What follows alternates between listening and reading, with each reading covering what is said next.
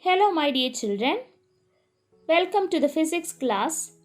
Today we are continuing the construction of ray diagrams.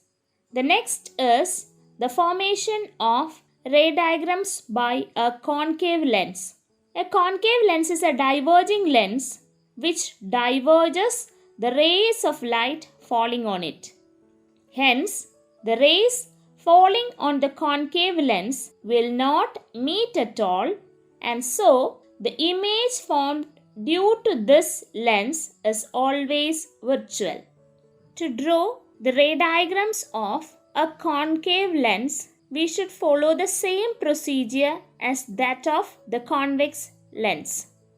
First, draw a straight line which is taken as the principal axis. Mark a point O somewhere in the middle, which is the optical center. Mark two more points at a distance 3 cm and 6 cm away from optical center on either side of the optical center, which are the focal points and double the focal points.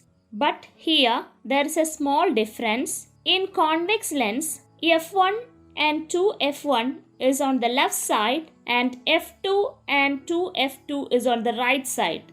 But in the concave lens, f1 and 2f1 are on the right side and f2 and 2f2 are on the left side. Now draw a straight line perpendicular to the principal axis along the optical center, which is the optical plane, and draw the concave lens in such a way that the principal section of the concave lens should be on the optical plane. For the formation of ray diagrams for a concave lens also there are three rules. The first rule is the ray of light incident parallel to the principal axis of the lens appears to come from the second focal point. Here you can see the original rays in solid lines, and the dotted lines indicates that the rays are coming from the focal point. The second rule is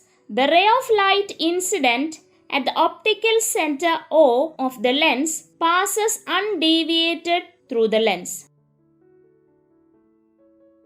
Finally, the third rule is the ray of light directed towards the first focus f1 emerges parallel to the principal axis after refraction. Here also we uses the first two rays for the construction of ray diagrams. That means the ray of light parallel to the principal axis and the ray of light which passes through the optical center. Now let's move to the construction of ray diagram by a concave lens. The first position of the object is at infinity. When the object is at infinity, we cannot draw object on the plane. Now we will take the same concept as before. That is, when the object is at infinity, the rays coming from the object are parallel to each other. Here we have two rays parallel to the principal axis. After refraction, they appears to come from second focal point of the lens.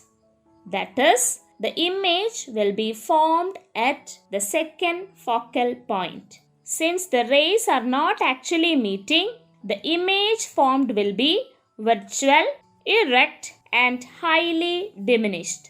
A concave lens is used in Galilean telescope in this manner. The second and final case is when the object is at a finite distance from the convex lens.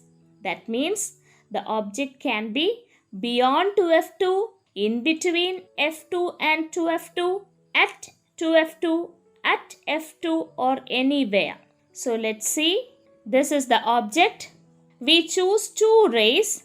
The first ray is parallel to the principal axis, and after refraction it appears to come from second focal point.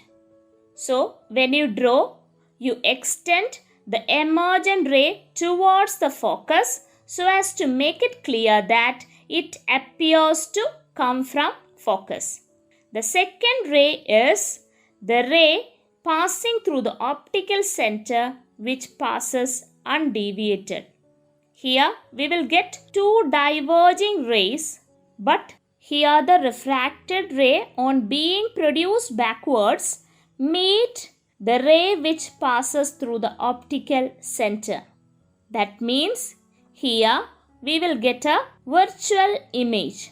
That virtual image will always be between optical center and second focal point. Here in this case, the image formed also will be erect and diminished. Hence, the characteristics of the image is virtual, erect and diminished. A concave lens is used in spectacles for a short-sighted person in this manner. My dear children, hope you all understood all the ray diagrams related to concave lens. Thank you so much.